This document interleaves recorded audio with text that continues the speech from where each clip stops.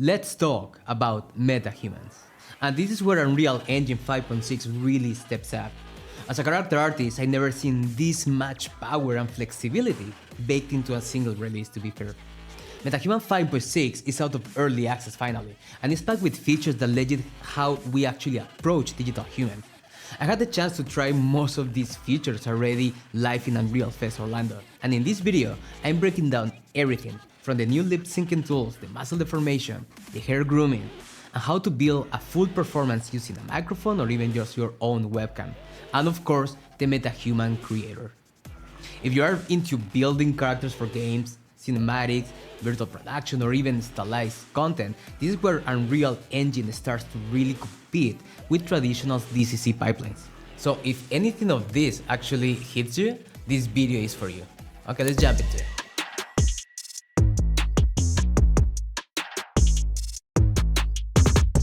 MetaHuman Creator is the next head-gen system, to be fair, and one of the biggest upgrades in MetaHuman Creator, and something that I got to see firsthand when I was visiting Orlando, is the head creation system, which is way more powerful and flexible than it was before.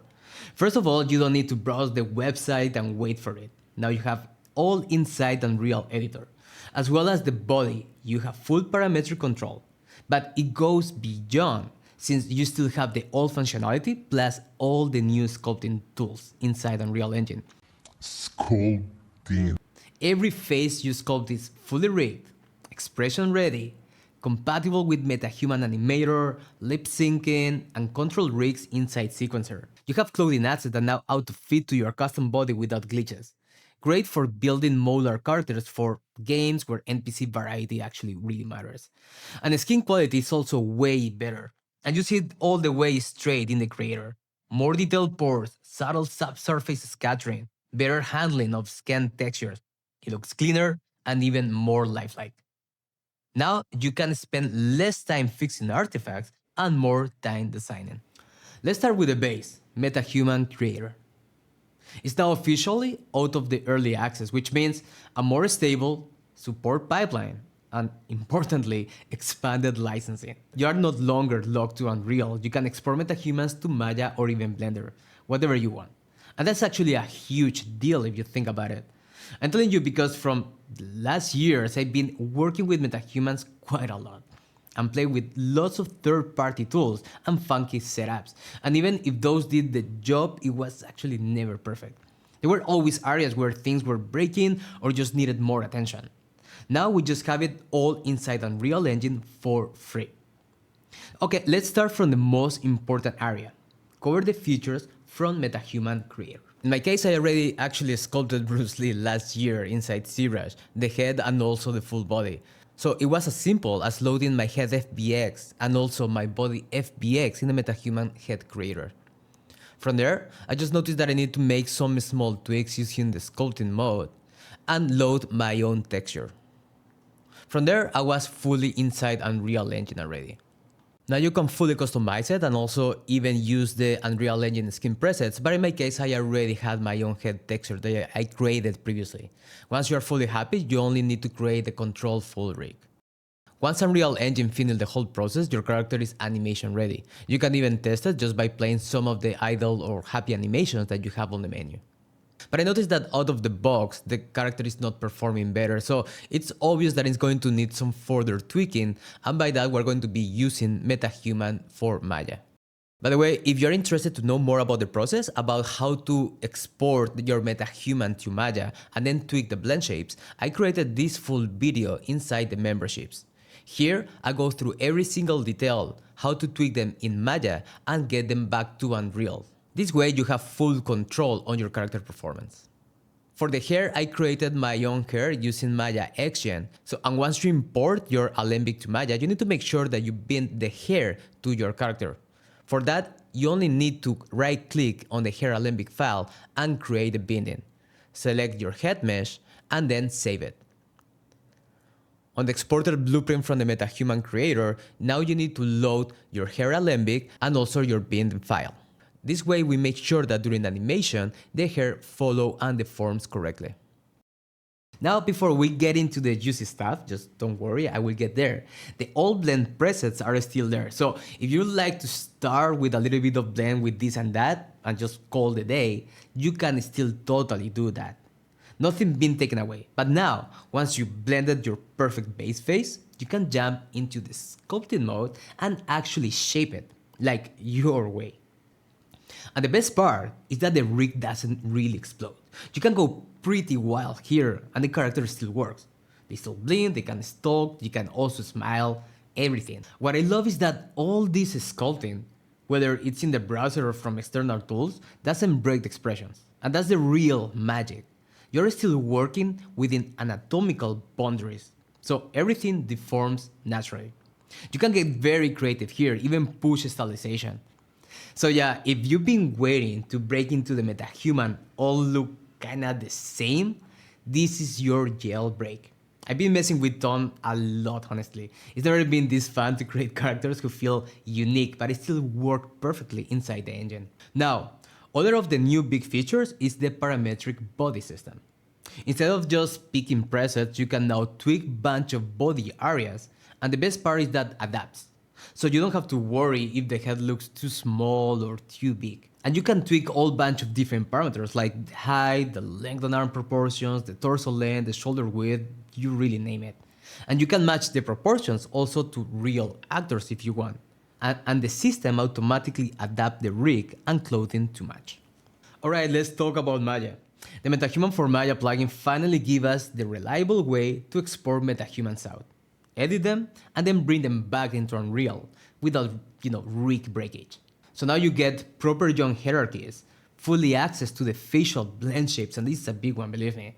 And I was looking for this for so long, you can imagine. You also get clean deformation, friendly topology. So if you need to sculpt stylized expressions, rebuild a head from a 3D scan, or even now you can animate it inside Maya.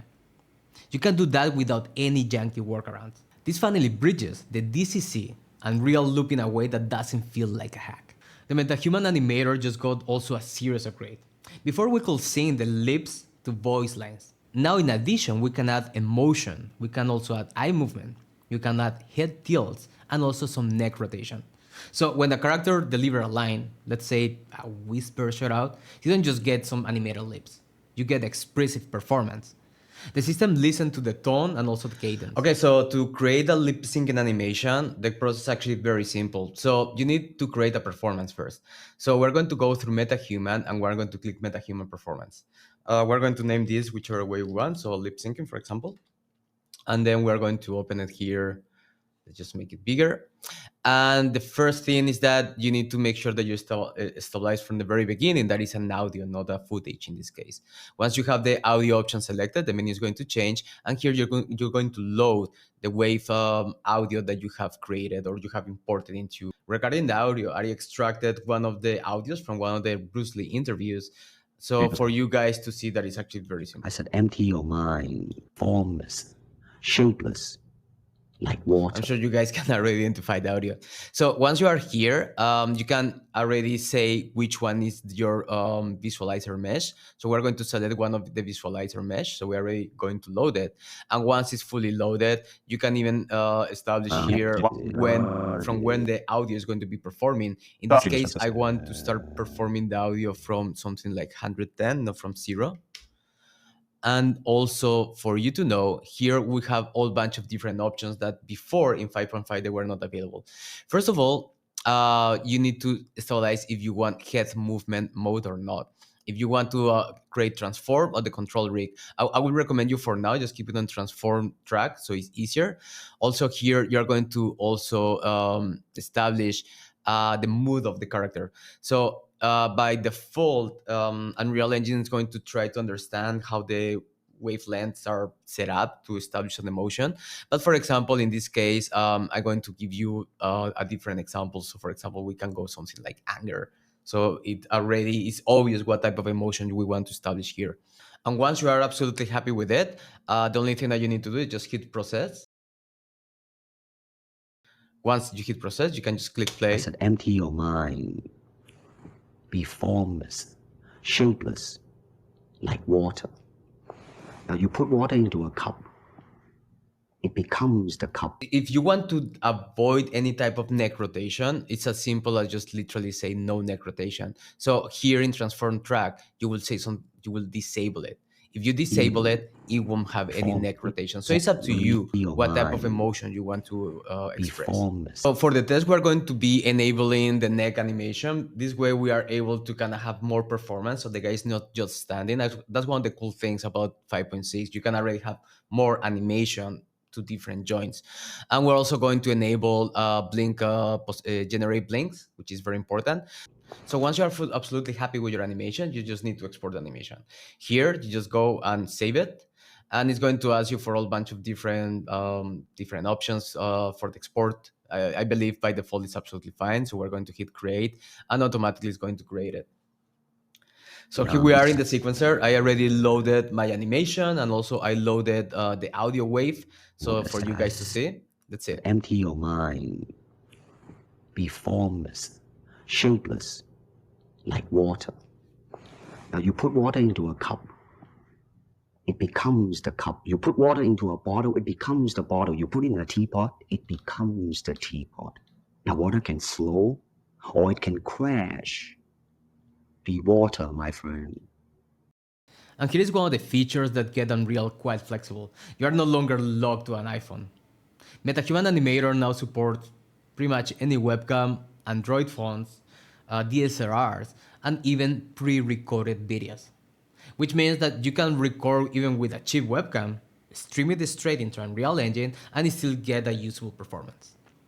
Or grab old actor footage, maybe something shot from a previous project, and then just retroactively animate it with high-fidelity facial capture. And yes, real-time streaming is supported as it was before. All right, so now we're inside Unreal Engine, and now we're going to do setup of LiveLink here. So right now, there are different ways to go around it. One of the ways is going through the LiveLink hub. It's going to open the new window from Unreal Engine 5.6, and it's already mentioning that LiveLink is going to be moving towards this window specifically.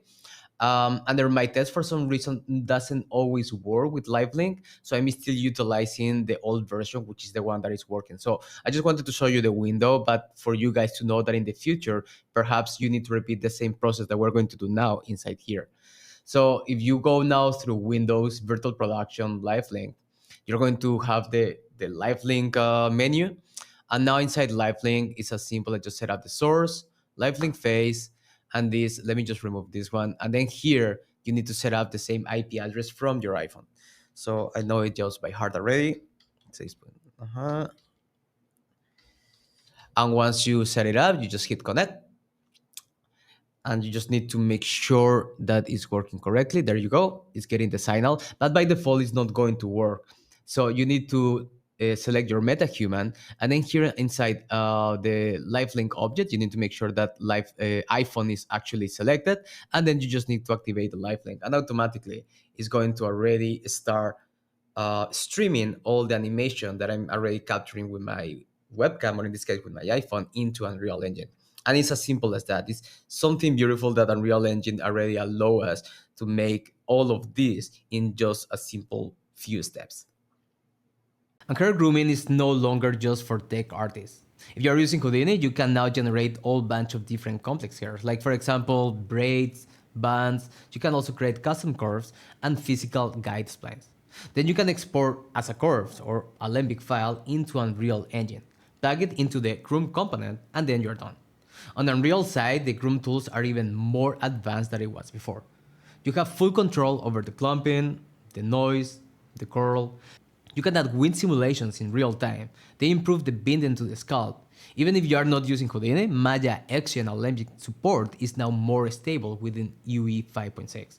So whether you are making stylized anime hair or film level curls, the Groom system finally supports that and doesn't fight with you on every change.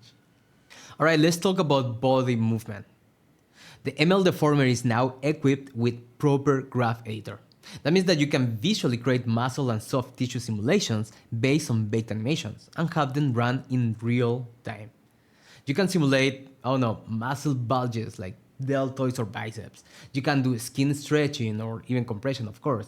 You can do fat jiggle, facial flex responses, and then you bake a training animation in Maya or in this case in Unreal, run the ML training, and apply it back onto your rig like a shader.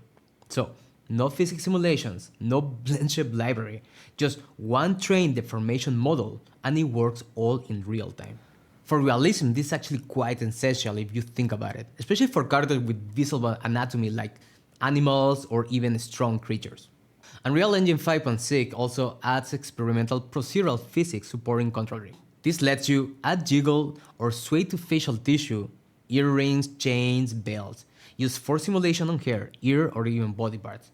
You can combine keyframe animation with physics inside the same rig. It works by layering soft body reactions into the existing joints, and controls with no simulation or bake required. So if a character takes a step, their earrings swing. If their head snaps, their hair probably and cheeks jiggle slightly. That extra motion sells realism, and it's all procedural. MetaHuman 5.6 turns Unreal Engine into a complete character platform. You got advanced facial animation from audio to video. You can even create stylized or even realistic sculpting via Maya integration. You have real-time hair physics and grooms, a full muscle deformation system. You have a cross-platform export and compatibility. Alright, so that is for this one.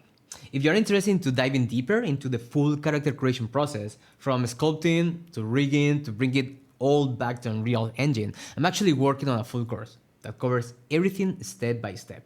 So if that sounds like something that you would like to try, just drop me a comment and let me know that you're in. And hey, if you got any question about anything that I actually covered, MetaHumans, Unreal tools, face rig, hair, I don't know, you name it, just drop the comment below. I read every single one and I happily hit you back with a reply. Unreal 5.6 just leveled up character creation, and honestly, we're just getting started. Alright, so I hope you enjoyed the video and I see you in the next one.